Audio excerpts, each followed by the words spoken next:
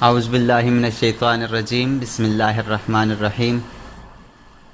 तमाम देखने और सुनने वालों को टेक्निकल एक्सपर्ट्स की तरफ से अस्सलामु अलैकुम। हम आपको अपने चैनल टेक्निकल एक्सपर्ट्स पर खुश आमदीद कहते हैं। अगर आपने अभी तक हमारा चैनल सब्सक्राइब नहीं किया तो काइंडली हमारे इस चैनल को सब्सक्राइब कर लें ताकि हमारी हौसला अफजाई होती रहे। डियर स्टूडेंट्स, आज की इस क्लास में हम पढ़ेंगे ज़ूम कमांड के बारे में कि जब हम कोई भी ऑब्जेक्ट बनाते हैं उसको अगर ज़ूम करके देखना हो तो हम किस तरह से ज़ूम करते हैं। उसके लिए व्यू के मेन्यू में जाकर ज़ूम के ऊपर क्लिक करें तो रियल टाइम है, प्रीवियस है, window, dynamic, scale, centre, object, in, out, all, extend. तो हमारे पास ये मुख्तलिफ़ किस्म के तरीके हैं किसी भी ऑब्जेक्ट को ज़ूम करने के लिए।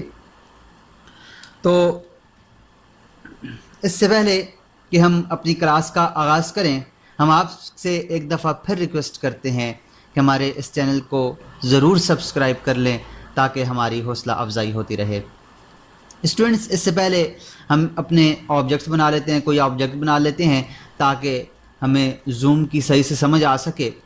मैं कुछ लाइन लगा लेता हूँ, कुछ सर्कल बना लेता हूँ, रेक्टेंगल लगा लेता हूँ, इसके अलावा और कोई लाइंस वगैरह लगा लेते हैं ताकि हम ज़ूम को, आर्क लगा लेते हैं, ज़ूम को आसानी के साथ सीख सकें। इसके अलावा मैं यहाँ एलिप्स एक बना लेता हूँ। तो मैंने कुछ ऑब्जेक्ट्स बनाए हैं। अब मैं चाहता हूँ कि मेरे पास ये ऑब्जेक्ट जो हैं ये मुझे बड़े होकर नज़र आएँ, ज़ूम होकर नज़र आएँ। तो उसके लिए एक तरीका तो ये है कि मैं व्यू के मेन्यू में जाऊं और यहाँ से ज़ूम के ऊपर क्लिक करूं और यहाँ से सारी ज़ूम की मुख्तलिफ़ किस्म के ऑप्शंस हैं उनको यूज़ करूं।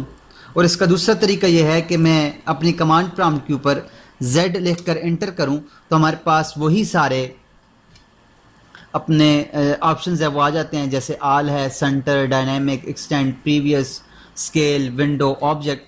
तो सबसे पहले हमारे पास है ऑल। ऑल के लिए ए लिख कर एंटर करेंगे। ऑल का क्या काम है कि ऑल हमारे पास पूरे के पूरा जितने भी ऑब्जेक्ट हैं, अगर यहाँ पे छोटा सा हुआ है, मिसाल के तौर पर बिल्कुल छोटा हुआ है या बहुत बड़ा हुआ है, तो उसको हम पूरी स्क्रीन पर ऑल करते हैं। या जितनी भी हमारे पास ऑब्जेक्ट हैं, जैसे मिसाल के तौर पर मैंने यहाँ पर एक ऑब्जेक्ट बना दिया है और एक ऑब्जेक्ट मैंने यहाँ पर बना दिया है। तो इस सारे के सारे जितनी भी हमारे स्क्रीन के ऊपर जितने भी ऑब्जेक्ट हैं उन सारे ऑब्जेक्ट्स को सामने लाने के लिए ऑल का क्लिक करते हैं। मैं Z लिख कर एंटर करता हूँ और ऑल के लिए A लिख कर एंटर करूँगा तो हमारे पास जो देखें जितना भी ऑब्जेक्ट्स है वो सारे के सारे ऑल होकर सारे बड़े हो गए हैं।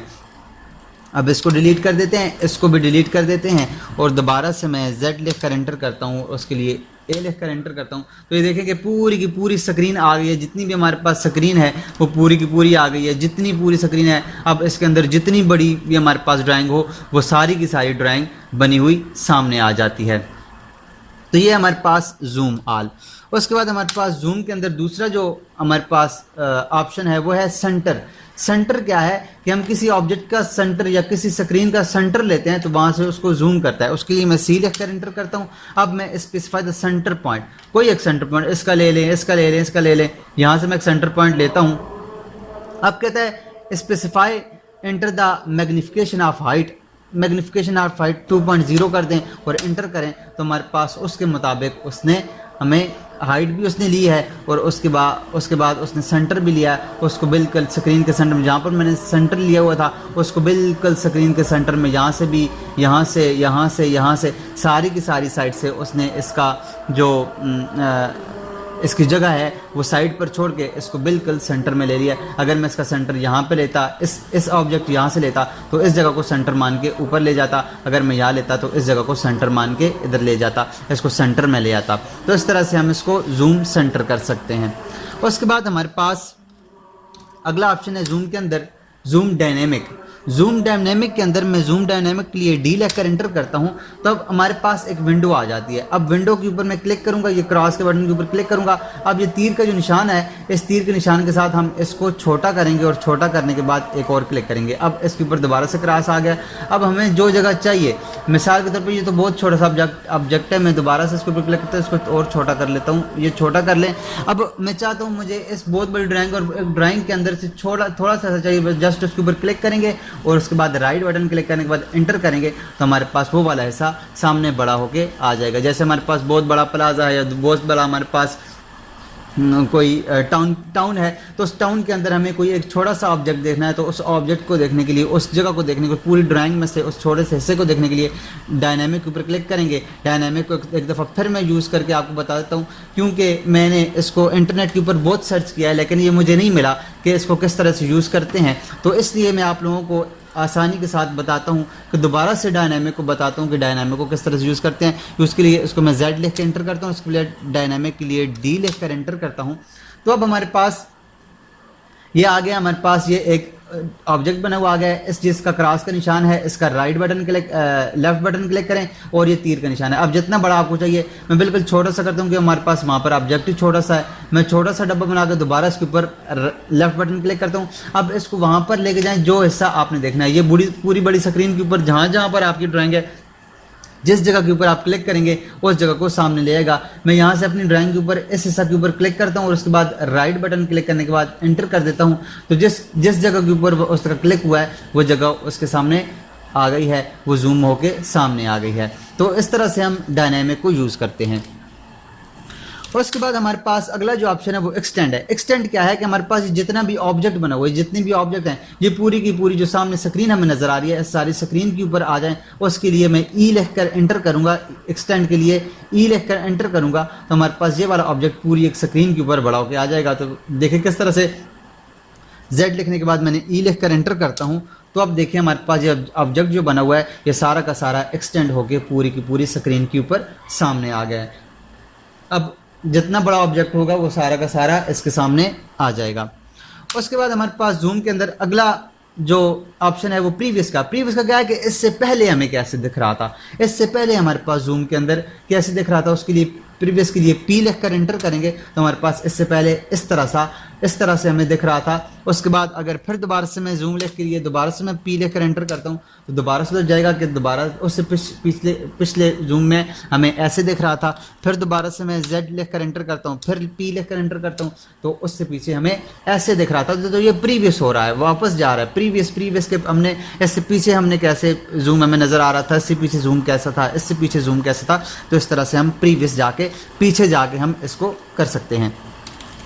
उसके बाद इसका जो अगला ऑप्शन है वो है हमारे पास स्केल के मुताबिक इसको हम जूम कर सकते हैं। स्केल के लिए मैं S लिख कर एंटर करता हूं और अब कह रहा है एंटर स्केल फैक्टर, कोई एक दे दे फैक्टर, मैं 1 दे देता हूं, 1 देता हूं। तो आप देखें तो 1 के मुताबिक इसने इसको स्केल के मुताबिक 1 के स्केल के मुताबिक इसने इसको जूम कर दिया। 2 लिखते हैं, 3 लिखें, 4 लिखें, 5 लिखें या और कोई आप फैक्टर लिखते हैं तो उसके मुताबिक उसको जूम करके देगा। उसके बाद हमारे पास जूम के अंदर जो अगला ऑप्शन है वो विंडो का है। विंडो का ऑप्शन क्या करता है कि हमें जो ही हम विंडो के अंदर जाते हैं तो कहता है स्पेसिफाई द फर्स्ट कार्नर, कोई एक फर्स्ट कार्नर, मैं ये पहला कार्नर देता हूँ और उसके बाद कहता है स्पेसिफाई द ऑपोजिट कार्नर देता हूँ। तो इस विंडो के अंदर जो ऑब्जेक्ट आएगा वो जूम होकर आएगा। अब ये विंडो के अंदर सिर्फ एलिप्स आ रहा है, तो मैं इसके ऊपर जस्ट क्लिक करता हूँ तो आप देखेंगे हमारे पास एलिप्स विंडो के अंदर जितना ऑब्जेक्ट आया था वो सारा का सारा ऑब्जेक्ट हमारे पास इसके अंदर सामने आ गया। अब दोबारा से Z लिख कर एंटर करता हूँ, दोबारा से W लिख कर एंटर करता हूँ, तो मैं विंडो के अंदर बिल ये थोड़ा सा हिस्सा लेके आता हूँ, तो अब आप देखेंगे बिल्कुल जो हिस्सा इस विंडो के अंदर आया था वो हिस्सा जूम होके सामने आ गया। तो इस तरह से हम विंडो के ज़रिए भी अपने ऑब्जेक्ट को जूम कर सकते हैं। उसके बाद हमारे पास जो अगला ऑप्शन है वो है हमारे पास ऑब्जेक्ट का क्या है कि ऑब्जेक्ट के ऊपर क्लिक करेंगे, ऑब्जेक्ट के लिए ओ लिखकर एंटर करें, ऑब्जेक्ट सेलेक्ट ऑब्जेक्ट करेंगे, जो ऑब्जेक्ट सेलेक्ट होगा वही ऑब्जेक्ट सामने आ जाएगा। जैसे मैं सर्कल के ऊपर क्लिक करता हूं और उसके बाद राइट बटन क्लिक करता हूं तो सिर्फ सर्कल वाला जो हिस्सा है उसको सारे के सारे सर्कल को वो सामने ले आया है। इसके अलावा मैं दोबारा से Z लिखकर एंटर करता हूँ, उसके बाद ऑब्जेक्ट के लिए O लिखकर एंटर करता हूँ। अब ये मैं रेक्टेंगल को लेता हूँ, उसके बाद राइट बटन क्लिक करके एंटर करता हूँ, तो आप देखेंगे ये हमारे पास जो रेक्टेंगल है वो सामने आया है, बकाया सारा का सारा ऐसा गायब हो गया है।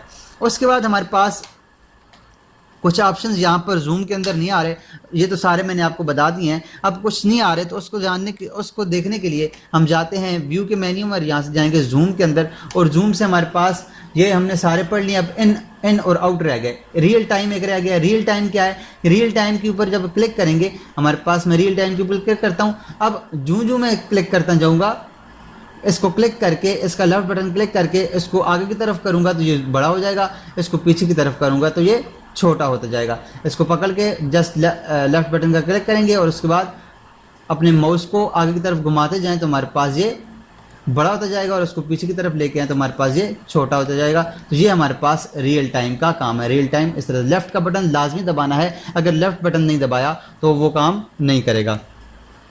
उसके बाद हमारे पास जो अगला ऑप्शन है वो है इन आउट का। इन का क्या है कि इन से बड़ा होगा, दोबारा से इन के ऊपर क्लिक करें और बड़ा हो जाएगा, दोबारा से इन के ऊपर क्लिक करें और बड़ा हो जाएगा।